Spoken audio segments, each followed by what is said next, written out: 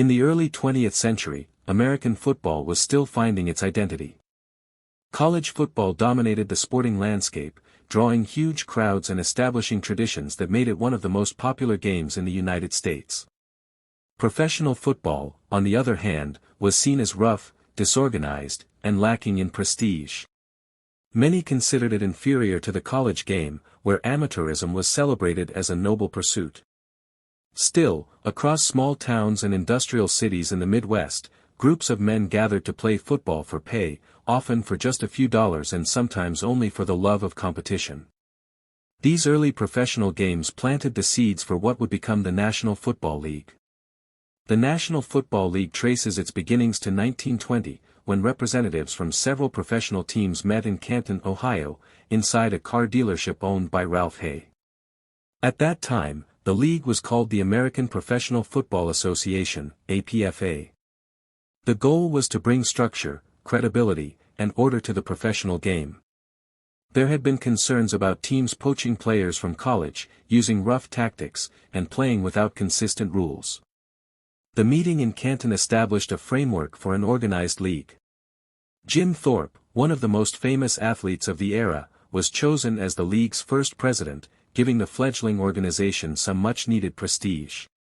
In those early years, the league was far from glamorous.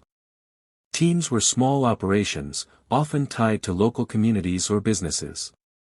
Names like the Akron Pros, Canton Bulldogs, and Decatur Staleys, who would later become the Chicago Bears, populated the schedule.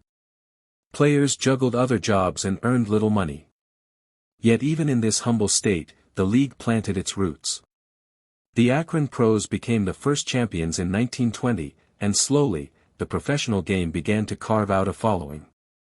In 1922, the league officially changed its name to the National Football League, giving it the identity that would carry it forward.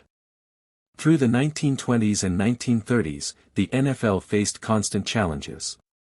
College football still overshadowed the pro game, and attendance was often low. The league survived on the dedication of a few visionary owners and coaches. George Halas, founder of the Chicago Bears, was one of the driving forces behind the league's survival and growth. Halas not only played but also coached, managed, and promoted the game. He helped shape strategies, rules, and the business side of the sport. Another figure who played a major role was Curly Lambeau of the Green Bay Packers. Lambeau's Packers would become one of the most storied franchises in NFL history, known for their small-town origins and passionate fans. Despite its struggles, the NFL began to make innovations that distinguished it from the college game. The introduction of the championship game in 1933 gave the league a climactic finale each season, creating excitement.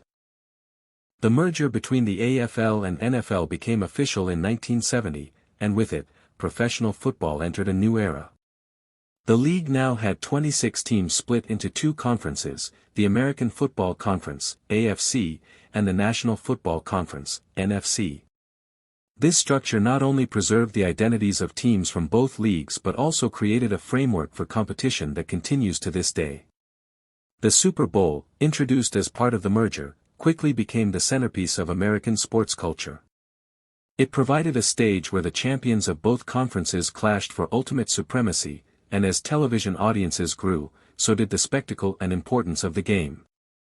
The 1970s became a decade of dynasties, rivalries, and legends.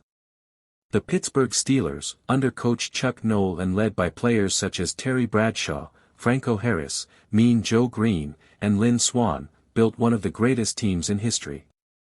The Steel Curtain defense became feared across the league, and the Steelers won 4 Super Bowls in 6 years, cementing their place in football lore. Meanwhile, the Dallas Cowboys, dubbed America's team, rose to prominence under coach Tom Landry. With stars like Roger Staubach and Tony Dorsett, the Cowboys combined innovation with flair, building a fan base that extended far beyond Texas. The Miami Dolphins, coached by Don Shula, achieved something unmatched in NFL history, a perfect season in 1972, winning every game including the Super Bowl. That feat still stands as one of the greatest accomplishments in sports. The 1970s also saw the rise of unforgettable rivalries.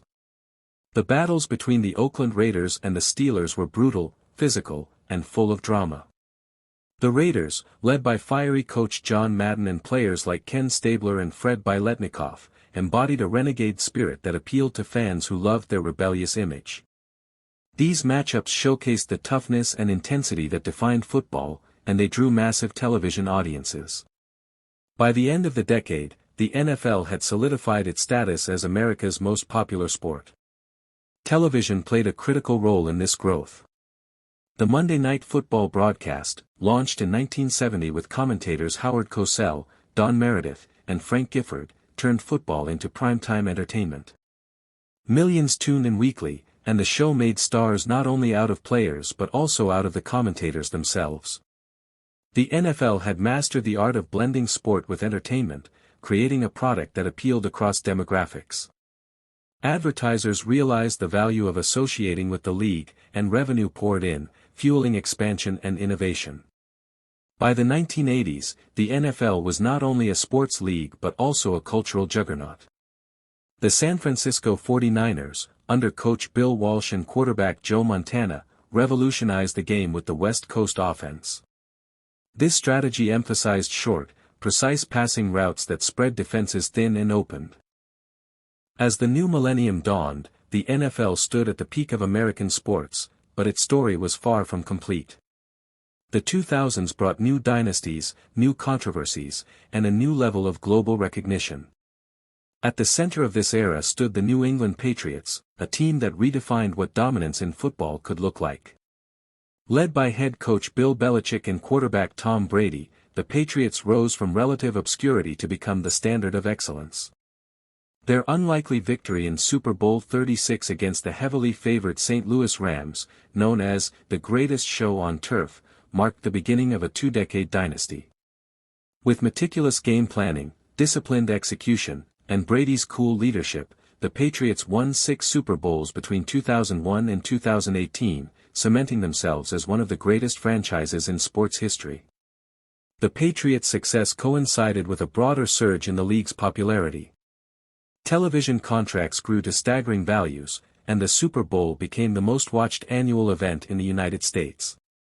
In 2004, Super Bowl XXXVIII between the Patriots and Panthers was remembered not only for its thrilling finish but also for the halftime show incident involving Janet Jackson and Justin Timberlake, which sparked debates about media regulation and entertainment.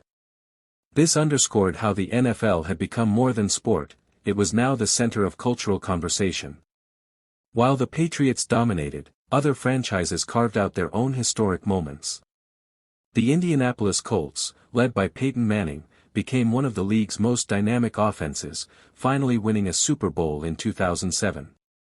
The Pittsburgh Steelers returned to prominence with Ben Roethlisberger, Jerome Bettis, and a smothering defense led by Troy Polamalu, capturing 2 more championships.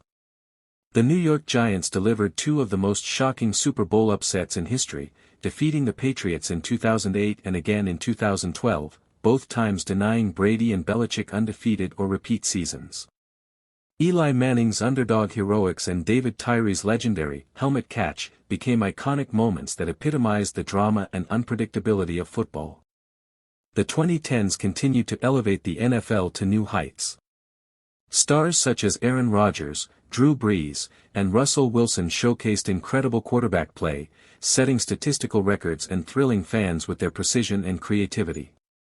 Defenses also had their moments, with teams like the Seattle Seahawks and their Legion of Boom secondary establishing themselves as one of the most dominant defensive units of all time. The Seahawks' emphatic victory over the Denver Broncos in Super Bowl XLVIII highlighted the cyclical nature of the league, where strategies evolved and defenses found ways to counter even the most high-powered offenses. Beyond the field, the NFL faced increasing scrutiny over player safety, particularly concerning concussions and long-term brain injuries. The issue of chronic traumatic encephalopathy